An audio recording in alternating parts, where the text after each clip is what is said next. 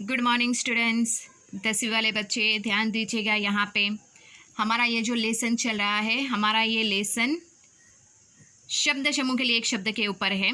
तो यहाँ पे मैं आपको बता दूँ, जैसे कि मैंने आगे वाले वीडियो में आपको ये थोड़ा बहुत बताया था कि जिन शब्दों का प्रयोग वाक्यांश या अनेक शब्दों के स्थान पर किया जाता है उसके वाक्यांश के लिए एक शब्द कहते हैं, यानी शब्द समूह के लिए एक शब्द, और वाक्यांश यानी वाक्य का अंश। अब यहाँ पे आपको कुछ एक प्रश्न दिए गए हैं, अनेक शब्दों के स्थान पर किसका प्रयोग किया जाता है। तो अनेक शब्दों का प्रयोग, अनेक शब्द के स्थान पे हम लोग किसका प्रयोग करेंगे? वाक्यांश का। किसका? वाक्यांश या फिर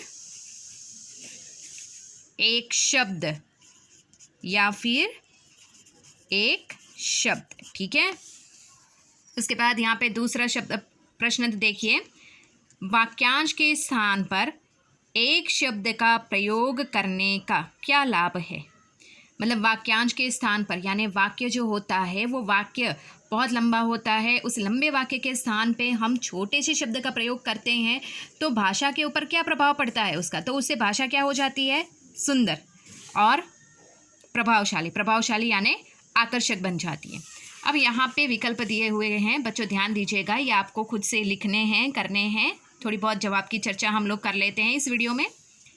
जिसके समान दूसरा ना हो, जिसके समान दूसरा ना हो, तो उसका सही जवाब क्या होगा?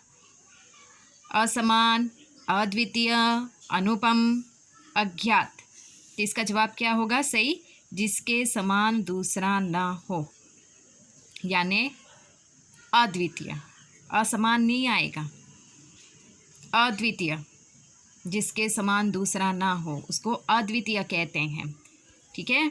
उसके बाद आगे, जिसका मूल्य न दिया जा सके, जिसका मूल्य न दिया जा सके उसको क्या कहेंगे? मूल्यवान कहेंगे? नहीं।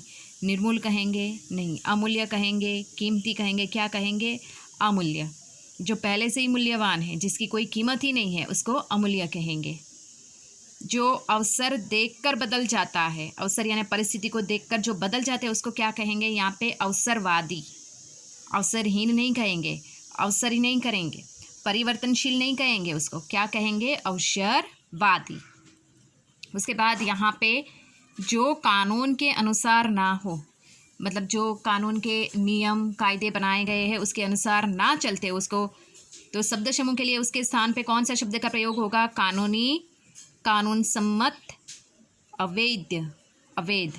तो यहाँ पे जो कानून के अनुसार ना हो, अवैध। ठीक है। उसके बाद आगे वाला विकल्प हम देख लेते हैं। एक विकल्प दिया हुआ है, जो सबको समान समझता हो, जिसकी दृष्टि से सब एक समान है, तो उसको पक्षपाती कहेंगे। पक्षपाती करना यानी कि भेदभाव करना। बेफिक्री कहेंगे, यानी कि जिसको कोई फिक्र ही नहीं है। बैरागी कहेंगे। बैरागी ये शब्द तो मतलब जिसको संसारिक वस्तुओं से कोई लेना देना नहीं है। तो यहाँ पे जो सबको समान समझता उसको क्या कहेंगे? तटस्थ, जो सबको एक जैसा समझे। अब यहाँ पे निम्नलिखित प्रत्येक वाक्यांश के लिए एक शब्द लिखो। अब ये आपको बच्चों खुद से ही करना है।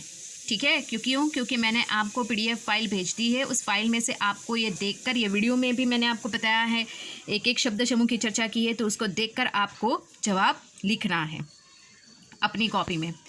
जैसे कि जिस पर विश्वास न किया जा सके उसको अविश्वसनीय।